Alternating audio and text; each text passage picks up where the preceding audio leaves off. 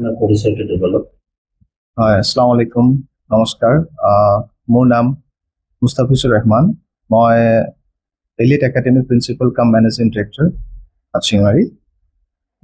আপোনালোকক পাই পেলাই সুখী লাগিছে, আপোনালোক আমাৰ ইয়াত আহিছে।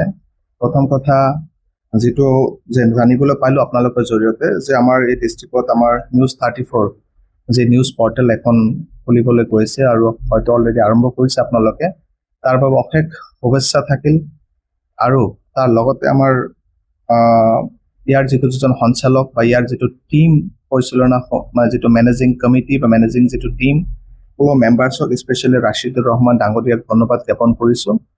আগতেও দেখিবলৈ পাইছোঁ তেখেত ফেচবুকত আমি পাইছোঁ বিভিন্ন সময়ত তেখেতে বহুত সমস্যা দাঙি ধৰিছে বা বহুত কথা কৈছে, সমাজৰ ভাল কাম আমি এইবিলাক পাইছোঁ। আশা ৰাখিছোঁ এই যিটো নিউজ 34 যিটো টীম বা এই পৰিয়ালটোৱে আগন্তুক দিনত আমাৰ জিলাৰ লগতে আমাৰ অসমৰ মাজত যাতে এটা জনপ্ৰিয়তা লাভ কৰে তাৰে আশা ৰাখিছোঁ। আৰু আপোনালোকৰ মাধ্যম দি এটা মেছেজ দিব খুজিছোঁ যে সাংবাদিক বহুত এটা ডাঙৰ, মই কি ক'ম, এইটো বহুত ৰেছপনচিবিলিটি হয়। আপোনালোকে এটা থাকিব আৰু আমাৰ যিখিনি সাংবাদিকৰ লগতে আমাৰ নতুনকৈ যিখিনি আমাৰ ফেচবুকত কণ্টেণ্ট ক্ৰিয়েটৰ আছে, সকলোকে ক'ব খুজিছোঁ যে আপোনালোকে ছ'চাইটিত ভাল পদক্ষেপ লওক। পজিটিভিটি যিখিনি থাকে, পজিটিভ ছাইডখিনি আপোনালোকে দাঙি ধৰক। নেগেটিভিটিটো চাওক, ছ'চিয়েল মিডিয়াৰ বহুত ছাইড, নেগেটিভ বহুত ছাইড, এনেকুৱা কাম কিছুমান যেনেকুৱা আছে যিখিনি কৰিলে আমাৰ সমাজৰ উন্নতি হ'ব। এতিয়া আপোনালোকে, মই দেখিছোঁ আমাৰ ইয়াতে আপোনালোকে নদীৰ সমস্যা দাঙি ধৰিছে বা ৰাস্তা ঘাটৰ সমস্যা দাঙি ধৰক, আপোনালোকে হস্পিটেলৰ সমস্যা দাঙি ধৰক, এডুকেশ্যন ছিষ্টেমৰ সমস্যা দাঙি ধৰক, বজাৰবিলাকৰ সমস্যা দাঙি ধৰক। এনেকুৱা বহুত কাম আছে, যদি আমি বিচাৰোঁ আমি বহুত কাম আছে, আমি কৰিব লগা বহুত বাকী আছে আমাৰ জিলাত।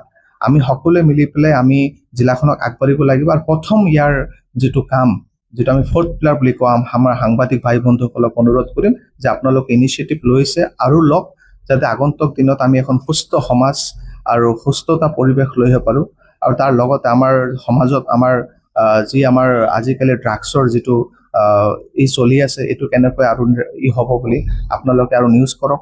আৰু তাৰ লগতে মানে কি কৰিলে পৰিৱেশ আমাৰ ভাল থাকিব সেইটো আপোনালোকে নিশ্চয় জানে।